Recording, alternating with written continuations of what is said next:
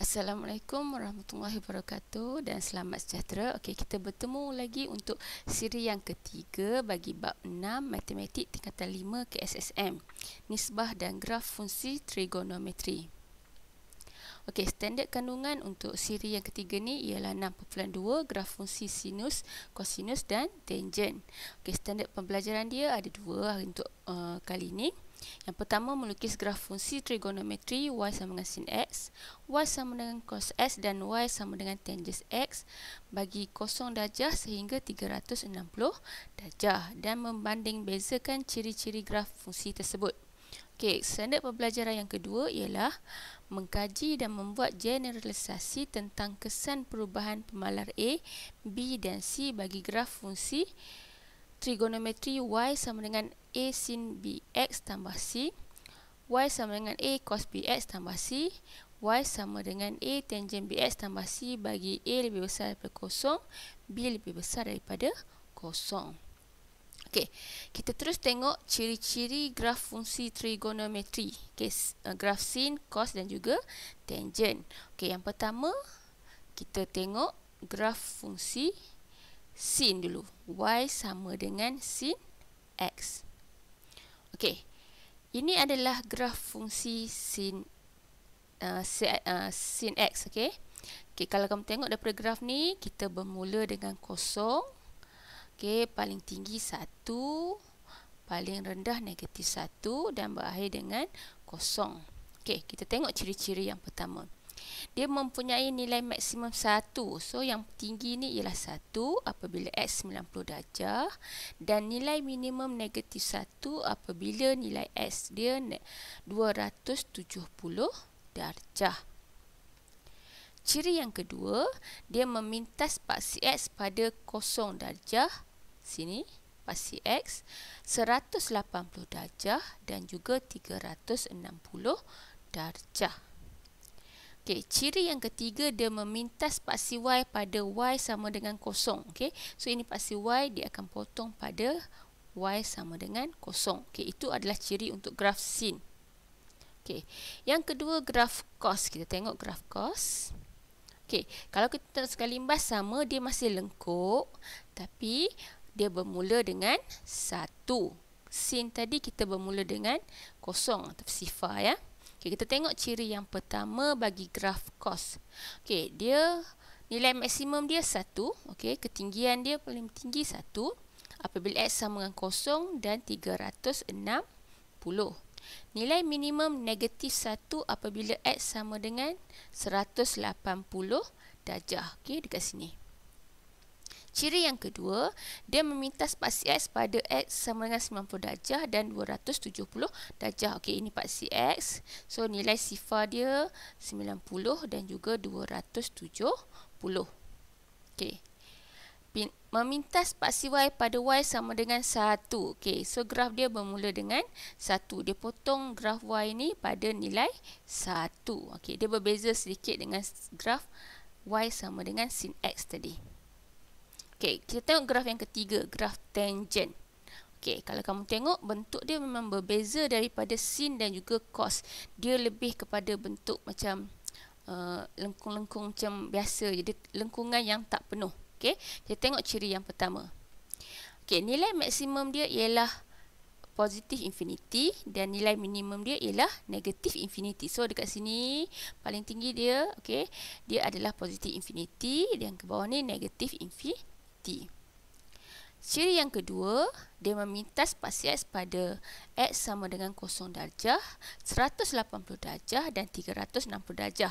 Okey, itu adalah pintasan x dia. Tengok paksi x, 0 sini, 180 pun 0, 360 pun 0. Okey, ciri yang ketiga, dia memintas paksi y pada y sama dengan 0. Pintasan y, dia bermula dengan 0. Maksudnya tangent 0 sama dengan 0 kat sini. Okey, dan ciri yang terakhir, nilai bagi tangent 90 darjah dan 270 darjah tidak tertakrif. Sebab itu dekat 90 darjah dengan 270 darjah ni dia tak sentuh, tak ada nilai. Okey, dia tidak tertakrif. Okey, itu adalah ciri bagi tiga jenis graf. Okey. Okey, seterusnya kita tengok kesan perubahan pemalar A, B dan C bagi graf fungsi trigonometri. Okey. Pertama sekali kita akan tengok apa yang dimaksudkan dengan amplitude dan juga tempoh. Okey. Tempoh ni ialah selang satu kitaran lengkap. Okey, kalau kamu tengok sini, dia naik sini, di sini, lengkap satu. So maksudnya itu adalah tempoh. Okey. Amplitude pula ialah jarak maksimum yang diukur dari garis keseimbangan. Okey. So ini garis keseimbangan. Okey, berapa jarak ni? Ini adalah amplitude dia. Okey. Okey, seterusnya kita akan tengok kesan-kesan jika nilai A, nilai B dan nilai C berubah. Okey. Jika nilai A berubah, graf sin dengan graf cos ni, nilai maksimum dan nilai minimum dia berubah. Sebabnya nilai A ni merujuk kepada amplitude dia. Okey, untuk tangent, lengkung graf berubah. Tetapi graf tangent tiada amplitude. Okey, jika nilai B pula berubah, tempoh fungsi akan berubah. Okey, apabila nilai B bertambah, graf kelihatan mampat. Maksudnya dia slim sikitlah secara mengufuk. Tempoh fungsi semakin berkurang. Okey, sebab itu dia semakin slim tu. Sebabnya tempoh dia berkurang, jadi dia nampak macam rapat-rapat sikitlah graf dia. Okey, tempoh fungsi sin dan cos ialah 360 darjah bahagi dengan nilai B. Tetapi bagi tangent 180 darjah dibahagikan dengan B. Okey, untuk nilai C pula, nilai C ni mempengaruhi kedudukan graf. Okey. Jika C lebih besar daripada kosong, dia akan berubah ataupun berganjak secara menegak ke atas paksi X. Jika C kurang daripada kosong, graf akan berganjak menegak ke bawah paksi X. Okey. Kita tengok contoh pada buku teks muka surat 189. Okey. Rajah di bawah menunjukkan graf fungsi Y sama dengan sin X bagi 0 hingga 360 darjah. Okey, lakar setiap fungsi trigono berikut pada paksi yang sama. Maksudnya kita akan gunakan graf Y sama dengan sin X ni ya. Okey. Soalan yang pertama, Y sama dengan 2 sin X. So sekarang ni dalam soalan A ni kita dia nilai A yang berubah daripada 1 menjadi 2. Okey. So maksudnya amplitude dia akan jadi 2. Asal dia, graf asal amplitude dia 1, tetapi sebabkan nilai A kita dah jadi 2, amplitude kita dah jadi 2. Okey, sebab itu graf tu naik tinggi daripada 1 pergi 2. Okey, graf yang kedua sin 2x. Okey, untuk sin 2x ni nilai B dia berubah. Okey, daripada 1 dah jadi 2. Kita tengok macam mana bentuk graf dia. Okey, asal dia 1 tu macam ni, yang pink ni. Okey, tempoh dia akan jadi lain. Kenapa dapat tempoh dia 180 darjah? Asal dia tempoh kita 360 darjah kan? Tetapi sebabkan nilai B kita ialah 2, maka tempoh kita dah jadi 180 darjah. Okey, kita tengok balik kat sini. Tempoh kita asal 360 darjah, tetapi sebabkan kita B, dia dah jadi, untuk satu tempoh tu dah jadi 180 darjah. Okey, graf yang ketiga, Y sama dengan sin X tambah 1. Okey, dekat sini dia ada perubahan nilai C. Okey, dia positif 1. Jadi kita tengok graf kita macam mana. Okey, asal dia berada macam ni biasa. Okey, sekarang ni dia punya kedudukan dia dah naik 1 ke atas. Maksudnya garisan keseimbangan ni kamu naikkan 1.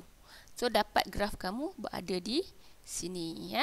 Okey, ini uraian dia. Sebabkan C kita 1, graf pun naik atas 1 ya.